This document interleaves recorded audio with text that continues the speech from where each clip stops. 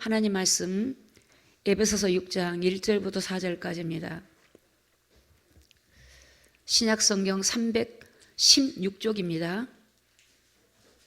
에베소서 6장 1절부터 4절까지 제가 봉독하겠습니다. 자녀들아, 너희 부모를 주 안에서 순종하라. 이것이 옳으니라. 내 아버지와 어머니를 공경하라. 이것이 약속 있는 첫 계명이니 이는 네가 잘되고 땅에서 장수하리라.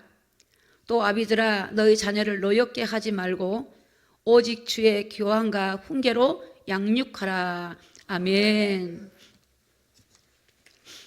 네, 오늘 말씀의 제목을 좀 보겠습니다. 우리 다 같이 한번 읽을까요? 자, 시작. 부모를 주 안에서 순종하라. 아멘.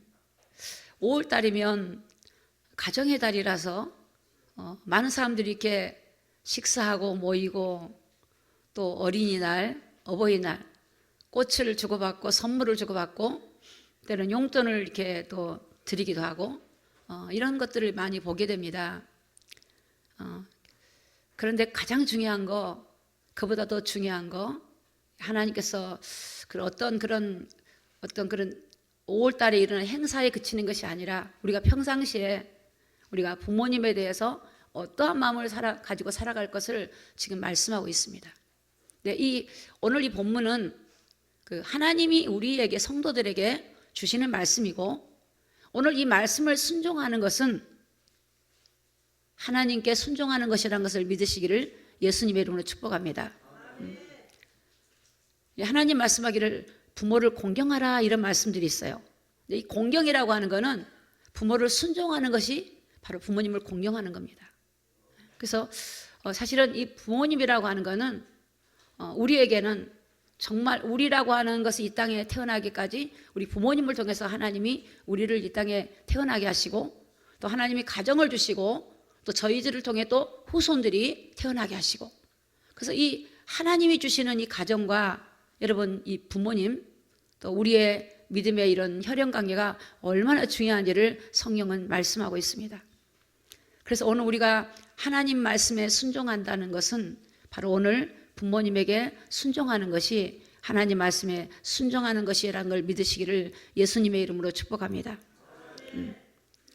우리가 하나님께 순종할 때 이게 자발적으로 우리가 말씀 앞에서 우리가 억지로 하는 것이 아니라, 도리로 하는 것이 아니라 부모님의 은혜를 우리가 기억하면서 자발적으로 자원하는 마음으로 또 그 은혜와 사랑을 기억함으로 우리가 부모님을 우리가 섬기고 공경해야 될 줄로 믿습니다.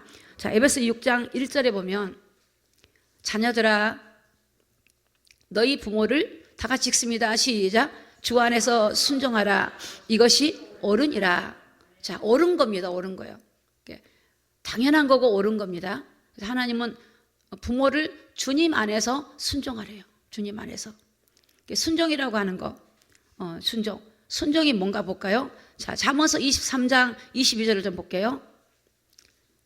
너 낳은 아비에게 청종하고, 다 같이 읽어요. 시작. 너 늙은 어미를 경히 여기지 마라. 자, 우리 부모님을 순종할 때 저와 여러분이 우리를 낳아주신 부모님의 말씀하신 것을 귀를 기울여 들어야 되는 것입니다. 우리가 부모님이 어떤 나이가 들고, 사람이 나이가 들고 연세가 많이 들고 또 몸이 많이 쇠약해지다 보면 기도 어두울 수도 있고, 말씀하신 것이 좀 서투를 수도 있고, 또 이 시대에 좀 맞지 않는 어떤 그런 이치에 맞지 않는, 우리들이 젊은 사람들이 볼 때 맞지 않는 것들이 많이 있을 수 있어요.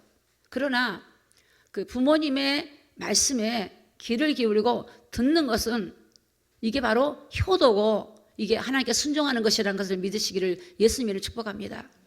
듣는 게 중요한 것 같아요. 자녀가 부모 말을 안 들을 때요, 그 부모의 마음이 얼마나 상심되는지 모릅니다. 인격이 무시당한 것 같고, 어쩌면 내 삶의 전체가 무너지는 느낌이 들 때가 오게 됩니다. 그래서 이 자녀가 부모님이 연세가 있고 비록 여러 가지 모든 게 무둔해 보이기도 하고 기억이 깜박깜박거려도 부모님이 말하는 것을 귀 기울여 듣는 거는 정말 중요합니다. 듣는 게 중요해요. 그것이 우리가 이 젊은 세대하고 서로가 맞지 않을지라도 부모님 말을 들어주는 거. 저도 이제 어머니가 돌아가셨고 아버지가 돌아가셨기 때문에 세월이 갈수록 그리운 게 이 어머니. 아버지도 그립지만 어머니가 그리운 것 같아요. 제가 또 여자고 엄마 입장이 되다 보니까 어머니한테 그때 제가 이제 사역하면서 바쁘다 보니까 어머니 그때 하셨던 말씀. 저희 어머니는 항상 하신 말씀이 밥 먹어라. 밥 먹었냐. 항상 가면 빨리 밥 먹어라. 밥 먹어라. 그때 아니 먹었는데 또 먹으라 그러고.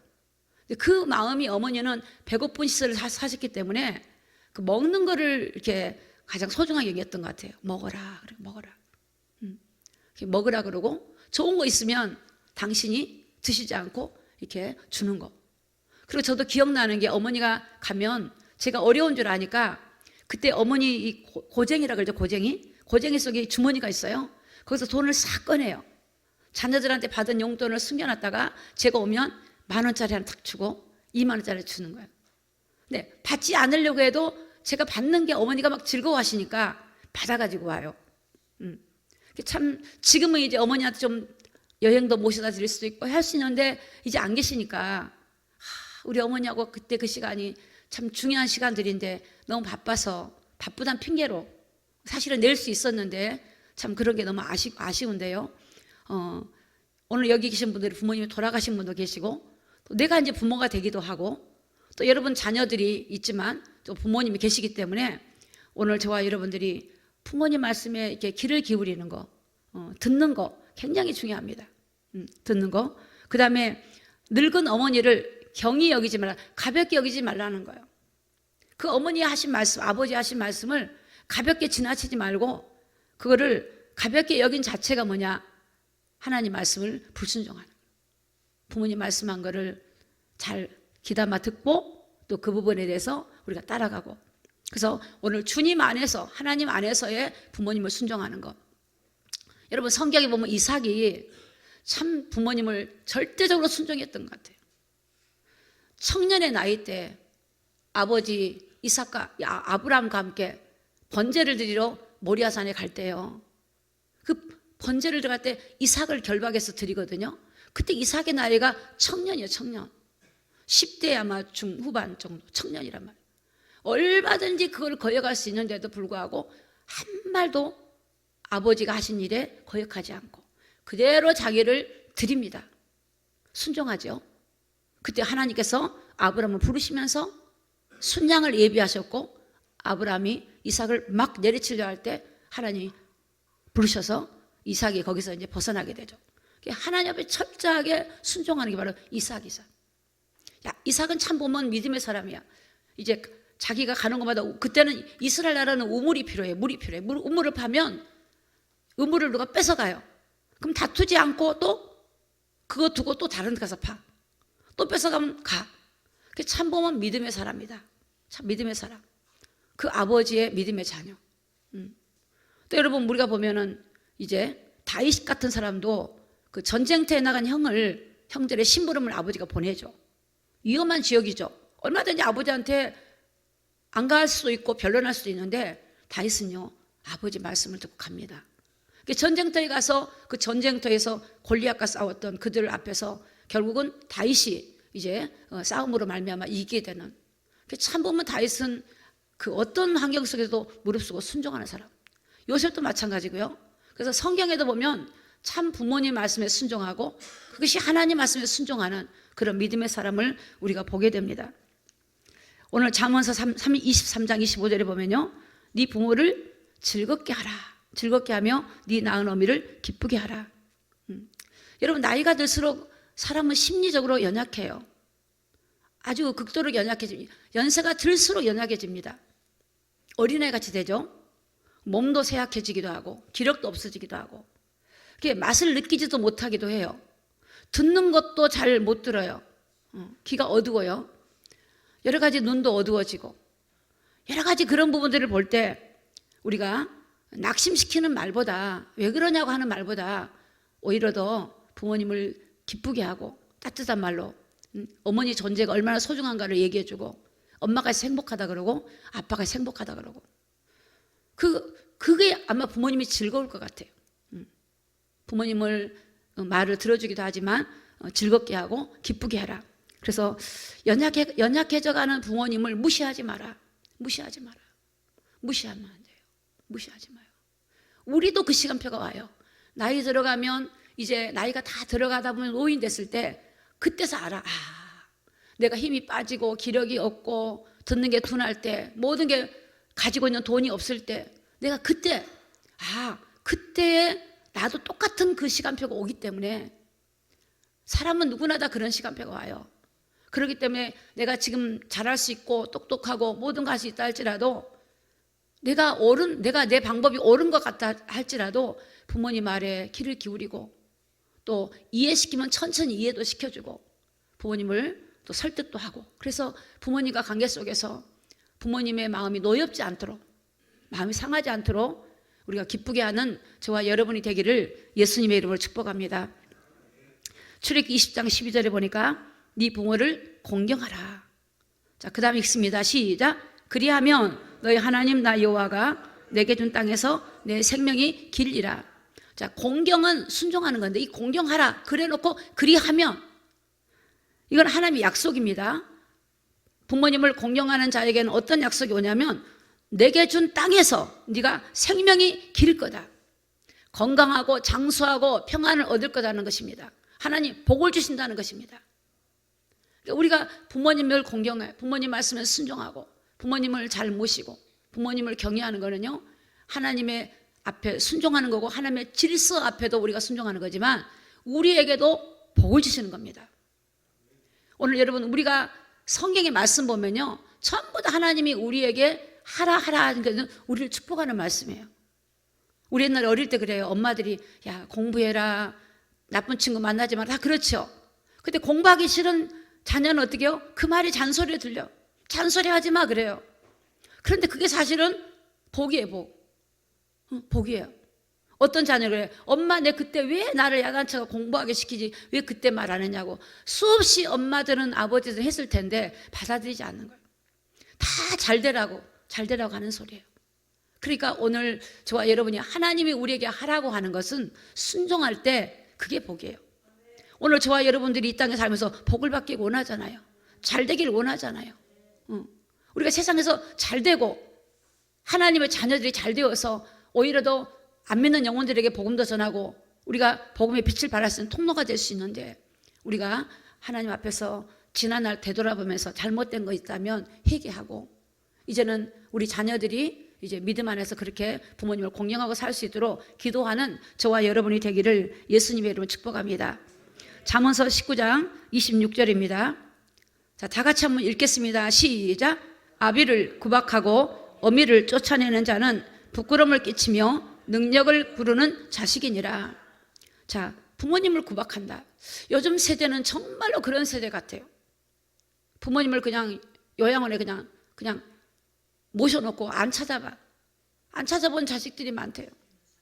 그렇게 대학을 길러놓고 훌륭하게 키워놨는데 그 일에 몰두하고 부모는 어디 문전박대요. 부모를 아마 집에 있는 강아지보다 못 여기는 것 같아요. 정말로 애완동물보다 부모님을 그렇게 안 여기는 것 같아요. 지금 전 세계가 그런 것 같은데 특별히 우리 대한민국이 급속도로 그렇게 돼가고 있는 것 같아요. 부모님을 찾아보지 않고 자기 살기 바쁘다고 부모님을 등한히 여기는 거 정말 이거요. 또 부모님을 구박해 때리는 자식도 있어요. 여러분 부모님을 욕하고 험담한 말을 하고 이건 정말로 하나님 앞에 그 지으신 하나님 앞에 죄 짓는 겁니다. 부모님한테 하는 거 구박하고 어미를 쫓아내 부모를 쫓아내버려. 쫓아내. 그래서 어떤 부모는 자기 집을 다 자식한테 물려주고 나면 자기 있을 곳이 없어. 쫓겨나. 너무나 그런 것들이 제가 사례를 들지 않아도 여러분이 너무 잘 알고 계실 거예요. 정말로 부모를 방치하고 나이 드는 부모들이 그래서 애롭고 고독하게 고독사로 가시고 죽고 싶어 하시고 노년에 정말 애로워서 길거리에 나앉기도 하는 그런 분들 많이 보게 됩니다. 오늘 여러분 이 어미를 쫓아내는 자는 부끄러움을 끼친다. 부끄러움 당한다. 능력을 부른다. 수치와 욕된 삶이 된다는 거예요. 심은 대로 거두어요. 우리도 똑같은 그런 나이가 올 텐데 오늘 여러분 우리가 정말로 나이가 먹을수록 여러분의 젊은 여러분들이 돌아봐야 되고 여러분들이 살펴야 되고 이게 당연한 도리라는 것을 믿으시기를 예수님의 이름으로 축복합니다. 그게 축복이고 당연한 겁니다. 당연한 거예요. 부모를 학대하고 언어로 학대하고 때리고 요즘에 여러분 그 금쪽이라고 하는 프로그램이 있어요. 너무너무 어린아이들이 부모를 막 때리고 막 소리 지르고 이게 정말 이게 지금 이런 상황들이 너무 많거든요. 핸드폰에 빠지고 오락에 빠지고 게임에 빠져서 이 정신 상태가 이게 밥 먹으라 해도 건드리면 막 화를 내고 이런 시대에 살고 있어요. 정말 이게 왜 이럴까 여러분. 오늘 이따 제가 또 말씀 보겠습니다만은 정말 우리가 영적으로 심각한 시대 속에 살고 있기 때문에 오늘 저와 여러분들이 정말 여러분 자녀를 위해서 기도하시고 오늘 또 우리 자녀 부모님이 계시다면 부모님 효를 행하시고 부모님이 안 계시다면 연로하시고 소외된 분들을 돌아보시고 우리가 그들의 이 형편을 살피고 돌아보는 저와 여러분이 되기를 예수님의 이름으로 축복합니다. 잠언 20장 20절에 보니까 자기의 아비나 어미를 저주하는 자는 그 등불이 요함 중에 꺼짐을 당하리라. 여러분 부모를 저주한다. 어떻게 성경이 이런 내용들을 그때 기록했을까요? 어떻게? 지금 이 시대에 그렇다는 걸 어떻게 알고? 그럼 미리 하나님 이렇게 말씀하시면 어미와 아비를 저주하는 자는 그 등불이 요함 중에 꺼진다 말은 깜깜한 상태가 된다는 거예요. 마치 사망 같은 상태, 멸망의 상태, 지옥 상태, 하나님의 심판의 상태가 되고 파멸과 저주가 온다는 거예요. 여러분 구약에는요 부모한테 그렇게 하면 돌로 쳐서 죽여야 돼요. 그 정도로 무서운 법이에요. 오늘 여러분 저와 여러분들이 우리가 해야 될 일 중에 뭐냐면 부모를 섬기는 겁니다. 당연한 겁니다. 그래서 어머니 아버지를 저주하는 게 아니라 그분이 어떤 모습이든 그분이 좀 부족하고 나를 잘 키우지 못했다 할지라도 그분이 정말 보시기에는 또 이치에 맞는 부분이 있다 할지라도 그래도 들어주고 기도해주고 눈물 뿌려주면 그 부모님도 감동받고 변화되기 때문에 오늘 저와 여러분들이 부모님들을 또 살피고 또 내가 부모님이 또 안 계시다면 연약한 분들을 살피는 저와 여러분이 다 되기를 예수님의 이름으로 축복합니다. 에베소 6장 2절에 보니까 내 아버지의 어미를 공경하라. 자, 그 다음 읽습니다. 시작. 이것이 약속 있는 첫 계명이니 이게 계명 첫째 약속이 있어요. 약속. 부모님을 공경하면 어떤 약속이냐. 자, 6장 3절 다 같이 읽어요. 시작. 이는 네가 잘되고 땅에서 장수하리라. 저와 여러분이 잘되고 장수한대요. 부모님을 섬기고 효를 행하며 장수한대요. 자, 그런데 우리가 부모님에게 맛있는 음식을 해드리고 좋은 옷을 드리고 우리가 여행을 모시다 드리고 잘한다 칩시다. 오늘 제가 말씀 전하고 싶은 건 이 부분입니다. 우리 부모님이 예수를 믿지 않고 있다면 내가 아무리 잘 섬기고 내가 좋은 걸 먹여도 드려도 그 영혼이 어디 가겠습니까? 그 영혼이 예수를 믿지 않고는 여러분 지옥에 갑니다. 그래서 가장 큰 요도는 복음을 전하는 거예요. 제가 아는 어떤 분이 이런 말을 해요. 본인은 홀로 계신 어머니가 지방에 계시니까 주중에 한 번은 내려가서 어머니를 맛있는 것도 해드리고 얘기도 들어드리고 편하게 해준대요. 그래서 어머니가 믿으십니까? 그랬더니 안 믿은대요. 평생 절에 다니시고 안 믿은대요. 근데 어머니한테 예수 믿으라 소리를 못하래요. 어머니가 싫어하시니까. 어머니 마음이 노하실까 봐. 여러분 그거는 효가 아닙니다. 기도하고 그 어머니를 진짜 사랑한다면요 정말 울면서 애원해서 그 어머니가 하나님께 돌아오도록 기도하고 나가는 그게 여러분 참된 효도라는 걸 믿으시기를 예수님의 이름으로 축복합니다. 그 부모님을 하나님께로 인도해야 돼요. 하나님이 없으면 여러분 허물과 죄로 인간은 죽어 있는데 살 길이 없어요. 영원히 어둠에게 묶여서 일생에 매어 종로하다가 우상 섬기다가 하나님 없이 아무리 이 땅에서 도덕적으로 바르게 살고 건강하게 살고 잘 살고 성공했다 치더라도 예수님이 없는 곳에는 예수님이 없으면 영원히 멸망으로 가는 거예요. 어떤 분이 지옥에를 갔는데 하나님이 불러서 지옥에를 가봤다. 천국도 보고 지옥 보니까 내 부모가 지옥에서 불구덩에서 허덕이더래요. 자기 아들 이름 부르면서 막 부르는데 아무리 거기서 어머니를 건져들고 싶어도 건져낼 수가 없어요, 여러분. 그 지옥은 가면 안 되는 거예요. 우리가 세상이 아무리 힘들고 어렵고 바빠도요, 복음 전해야 돼, 복음. 저는 그 이찬수 목사님 그 어머니 그 간증을 좀 들었어요. 이찬수 목사님이 그 어머니가 원래 목사님 사모님이셨더라고요. 이찬수 목사님이 어릴 때 아버지가 목회자로서 40일 금식하시다가 10며칠 만에 돌아가셨대요. 그런데 그 사모님이 그냥 하나님 원망하는 게 아니라 어떻게 믿음으로 사시냐면요, 성경을, 나는 수백 번인 줄 알았거든, 수천 번이더만, 성경을 수천 번을 통독을 했대요. 여러분, 말이 수천 번이지.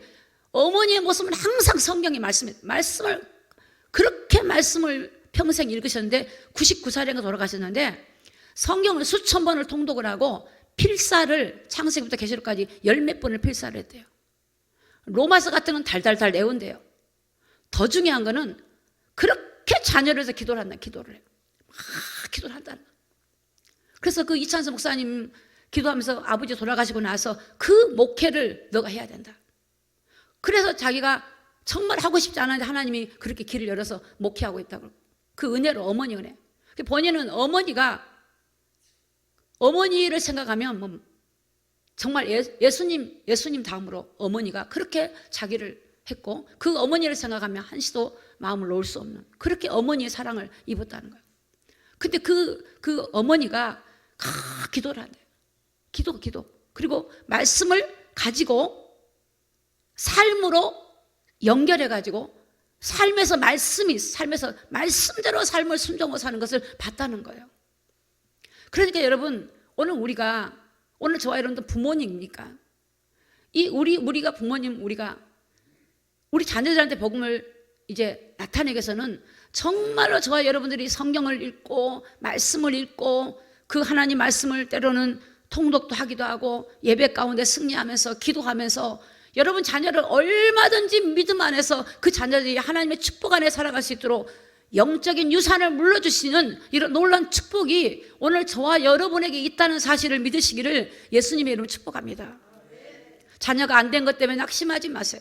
자녀가 힘들고 어려운 것 때문에 낙심하지 말고 오늘 저와 여러분들이 가련한 여인이 그 어려운 중에도 그 기도하면서 믿음으로 그 하나님 밤새 살면서 하나님 말씀대로 이끌어내고, 그 나이가 99세까지 사셨는데 그 90살이 넘어서 손이 달달달 떨려도 그렇게 성경을 필사하면 성경 읽었다는 거예요.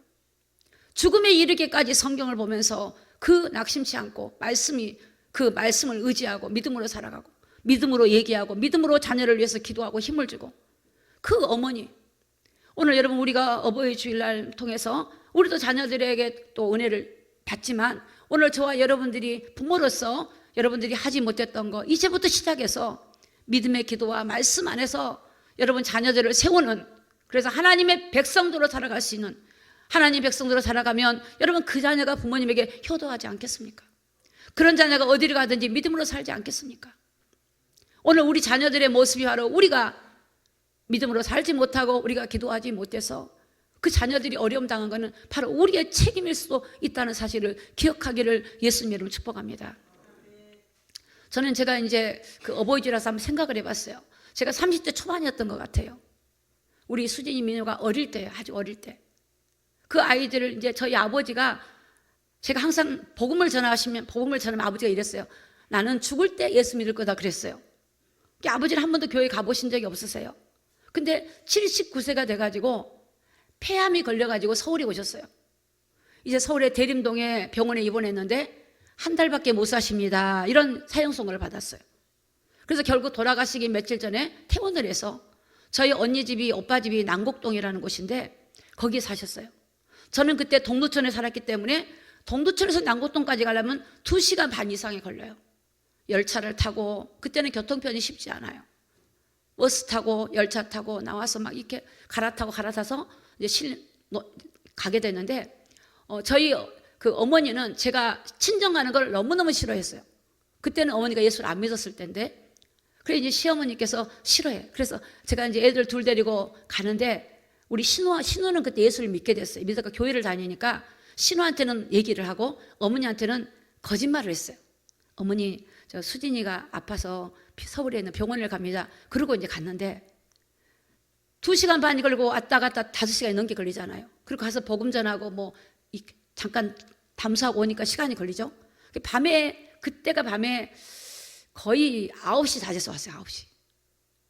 9시 다 집에로 왔는데, 그때 아버지한테 가서 제가 이제 복음을 전했거든요. 우리 아버지한테 복음을 전했는데, 우리 아버지는 말씀이 없었어요.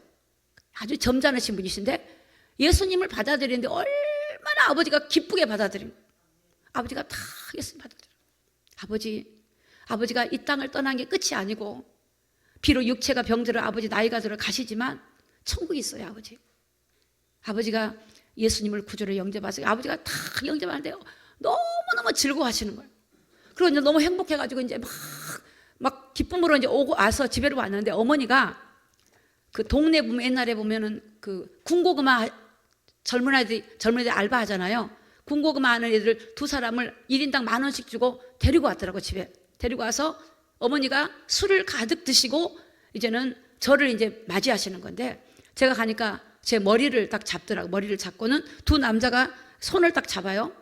손을 잡고 머리를 잡고, 우리 아이들은 어리니까 저쪽에서 울고 있고, 머리를 끌면서 딱 30분 동안 머리를 끌고 다니시는데, 제가 그때 어떤 마음이 들었냐면, 뿌리칠 수 있겠죠. 근데 우리 어머니 이 분이 났으니까 우리 어머니 분을 좀 풀어드리자. 그래서 머리를 그냥 잡힌 채로 30분을 끌려 다니는데, 그 남자애들이 한 10분 있다가 가버려요.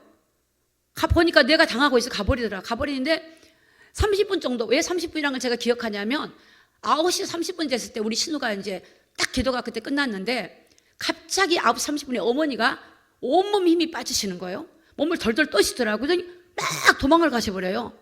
저는 이제 그대로 내동당에 치면서 머리가 막 이렇게 빠져가지고 기운이 한 개도 없고 지쳐갖고, 아이들하고 오면서 지쳐가지고 쓰러져 버렸어요.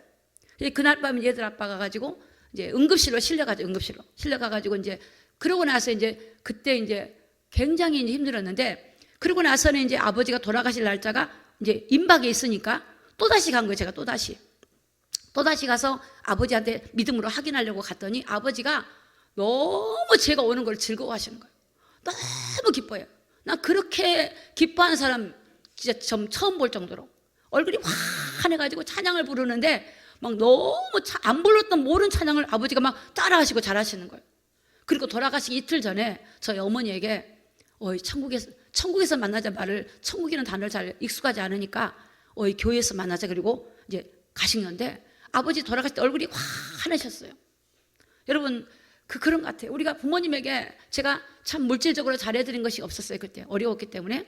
근데 내가 태어나서 우리 아버지한테 가장 잘한 일이 복음 전한 일이다. 그 아버지를 위해서 복음을 전하고, 그리고 이제 물론 얘들 시어머니도 다 나중에 구원을 받았지만, 여러분, 가장 부모님에게 효를 행하는 게 뭐냐면 이 복음을 전하고, 어머니가 예수님을 소개해드리고, 예수님을 의지하게 만들고, 부모님이 예수님께 기도하게 만들고, 예수님을 찾게 만들고, 이게 가장 큰 효도 중에 효다라는 것을 믿으시기를 예수님의 이름으로 축복합니다. 아니, 어떤 분은 예수를 믿는 사람인데, 여러분, 부모님이 돌아가셨어요. 시댁이 부모님 돌아가셨는데 예수를 안 믿어. 예수 믿는 사람이, 예수를 안 믿는 시어머니 가셨는데 잘 살다가 갔다고 슬퍼하지도 않아요. 그 영혼이 지옥 간 거에 대해서 안타까워해야 되는데 모르고 있다는 거예요. 여러분, 교회를 다녀도 여러분 이 지옥을 모르고 내세를 모른다면요, 내가 어떤 걸 도리를 하고 내가 열심히 살았고 잘 살면 그것이 축복인 줄 알지만, 여러분 그렇지 않습니다. 누가복음 16장에 보니까 부자가 여러분 지옥으로 가고 거지 나사로가 아브라함 품으로 가잖아요. 그러니까 가장 큰 효도는 복음 전하는 일이에요. 전도하는 일이에요. 저는 그래서 그때 우리 형제들하고 봉고차를 빌려가지고, 봉고차를 가지고 그 친정 쪽으로 전도, 이모들 쪽으로, 이모집 쪽으로 전도하고, 고모집 쪽으로 전도하고, 이렇게 했는데, 복음이 들어가더라고요. 관계가 돼 있기 때문에. 여러분, 휴가 때 여러분 차를 타고 여러분 친척이나 가족들한테 가서 복음 전하고 나가기를 예수님의 이름으로 축복합니다. 그러니까 이 부모님에게 효는, 절대적인 효는 복음을 전하는 일입니다. 전도하는 일입니다, 여러분. 할렐루야. 부모님이 안 계시니까 별로 그런 게, 여러분 가족, 자녀들, 여러분 이웃들, 형제들, 복음 전하고 영혼 살리는 저와 여러분이 되기를 예수님의 이름으로 축복합니다. 마태복음 25장 41절입니다. 다 같이 한번 읽어봐요. 시작. 또 왼편에 있는 자들에게 이르시되 저주를 받은 자들아 나를 떠나 마귀와 그 사자들을 위하여 예비된 영영한 불에 들어가라. 왜 복음을 전해야 되냐? 왜 부모님에게 복음을 전해야 되냐? 왜 부모님이 복음을 전했다 할지라도 그 부모님의 믿음이 연약해졌을 때 왜 기도해 줘야 되냐? 왜 부모님에게 말씀을 들려줘야 되냐? 여러분, 왼편의 자들에게 이르시되 저주를 받은 자들아 나를 떠나 마귀와 사자들을 예비한 영영한 불에 들어가라. 여러분, 영영한 지옥불이 있단 말이에요. 지옥불. 오늘 여러분, 우리가 이 땅에 왜 어려움이 와도 믿음으로 이기고 갑니까? 왜 우리가 함부로 살 수 있고 죄 짓고 살 수 있지만 왜 우리가 하나님 앞에 기도하며 믿음으로 살아가려고 몸부림칩니까? 여러분, 하나님은 심판이 있다는 겁니다. 그래서 여러분, 우리가 그 복음을 전해야 되고 부모님에게 가장 중요한 복음을 전하는 그 일에 여러분이 게을리하지 마시기를 예수님의 이름으로 축복합니다. 저는 특별히 여러분 부모님이 계시다면 또 가족 중에 임종을 앞두고 있다면 정말 여러분 그때 여러분이 소홀히 여기지 마세요. 그때 옆에 붙어가지고 계속 예수님에게 해주고 복음을 얘기해줘서 마지막 가시는 그 길에 하나님을 사모하고 가도록 여러분이 기도와 성령의 은혜로 여러분이 도와드리는 그런 귀한 시간들을 놓치지 마시기를 예수님의 이름으로 축복합니다. 요한복음 5장 29절에 보니까 선한 일을 행한 자는 생명의 부활로 악한 일을 행한 자는 심판의 부활로 나오리라 그랬어요. 이 선이라고 하는 것은 예수님 안에 있는 게 선입니다. 주님 안에서 주님의 말씀을 붙들고 믿음으로 살아내는 것이 바로 선한 거예요. 그런 사람의 생명의 부활이 있어요. 하나님 말씀을 듣고도 그 말씀을 버려버리고 내 뜻대로 사는 것은 선한 삶이 아니에요. 악한 사람은요, 하나님을 말씀을 받아들이지 않은 사람이에요. 여전히 내가 가지고 있는 고집과 아집으로 살아가는 거예요. 그러나 인생의 마지막이 되면 다 아무것도 아니라는 걸 알게 돼요. 아무리 돈이 많아도 여러분, 아무리 건물이 있어도 나이 들어보세요. 내 건강을 잃어보세요. 뭐 할 거예요? 가장 중요한 거를 잃어버리면 안 되는 거예요. 가장 중요한 게 우리 영혼이에요. 다 영혼이에요. 항상 우리 영혼을 돌아봐야 돼요. 그래서 저는 여러분에게 한 가지 부탁드리고 싶은 게 오늘 저와 여러분이 우리가 부모님을 공경하고 또 기도하고 믿음으로 살고 싶은데 우리가 잘 안 될 때가 많아요. 그럼 어떻게 해야 되는가? 여러분, 요한복음의 16장에 보면 성령이 딱 오시면 세 가지를 우리에게 책망하세요. 뭐냐? 죄에 대해서 책망을 해요. 성령이 오시면 의가 무엇인지를 알게 만들어요. 의는 예수님 알게 만들어요. 자, 여러분 보세요. 베드로가 이 땅에 있는 동안에 성령 받기 전에는 베드로는요, 예수님을 부인하기도 했어요. 베드로가 풍랑을 만났을 때 예수님이 배 안에 있는데도 불구하고 풍랑을 두려워했단 말이에요. 베드로의 의지로는 주님을 거부할 마음이 없었어요. 주님 죽은 때까지 같이 가겠으나 했는데 주님 십자가 달리기 전에 베드로는 예수님을 부인해버려요. 근데 성령을 받았더니 어떻게 돼요? 베드로는 담대해져요. 안진뱅이를 일으키고 나서 유대인들에게 신문을 받을 때도 너희들이 십자가에 못 박았던 그 예수가 바로 그리스도고 그분을 통해서 이 사람이 건강해졌다고 담대히 말해요. 다시 말하면 오늘 저와 여러분 안에 성령의 우리 예수 그리스도의 영이 성령이 우리 안에 오셔서 그 성령으로 살 때만이 모든 것이 가능하다는 걸 믿으시기를 예수님의 이름으로 축복합니다. 나로 사는 거는 실패예요. 저는 그래요. 최정예라고 하는 나로 사는 거는 실패입니다. 예수로 살기를 원합니다. 성령으로 살기를 원합니다. 우리가 하나님 말씀을 받아도 그 말씀을 순종하고 부모를 공경하면서 복음 전하면서 우리가 믿음으로 살아갈 수 있는 거는 뭐냐? 여러분, 우리가 내 안에 오신 성령님을 통해서 그 힘을 통해서 은혜를 통해서 그 성령님의 도우심을 통해서 그 힘을 통해서 우리가 성령의 능력으로 살아갈 때만 모든 것이 가능하다는 걸 믿으시기를 예수님의 이름으로 축복합니다. 그러므로 오직 의인은 믿음으로 사는 것인데 그 믿음이 우리 안에 오신 예수 그리스도를 의지하고 사는 것이 바로 믿음이라는 것을 우리가 깨닫기를 예수님의 이름으로 축복합니다. 우리 안에 성령의 은혜를 입으면요, 성령이 하시는 일이 뭐냐? 의를 나타내 복음을 전하게 만들어요. 예수를 말하게 해요. 성령이 없으면 예수가 나타나지 않아요. 성령님은 어떤 일 하냐? 죄에 대해서, 의에 대해서, 심판에 대해서. 사단이 심판을 받은 거예요. 머리가 깨진 거예요. 오늘 저와 여러분이 예수 이름을 가지고 권세를 가지고 어떤 환경도 믿음으로 우리가 대적하고 이기고 나갈 수 있는 권세를 우리에게 주었다는 사실을 믿으시기를 예수님으로 축복합니다. 오늘 우리는 주님의 승리로 인하여, 주님이 죽으시고 부활로 인하여 오늘 우리에게 승리를 주신 것입니다. 오늘 우리에게 은혜를 주신 것입니다. 오늘 그분 안에서 우리는 넉넉하게 모든 걸 이기고 할 수 있는 것입니다. 과거에 내가 부모님을 소홀히 여기고 또 잘못된 내 삶이 있었다 할지라도 오늘 그분의 능력으로 말미암아 우리가 믿음으로 살아갈 수 있고, 또 하나님을 기쁘게 할 수 있고, 또 부모님을 기쁘게 할 수 있고, 또 자녀를 위해서 기도할 수 있고, 우리가 세상을 변화시키는 힘이 오늘 저와 여러분 안에 있다는 사실을 믿으시고 오늘 말씀을 듣는 것을 통해서 다시 한번 시작해보는 저와 여러분이 다 되기를 예수님의 이름으로 축복합니다. 기도하겠습니다.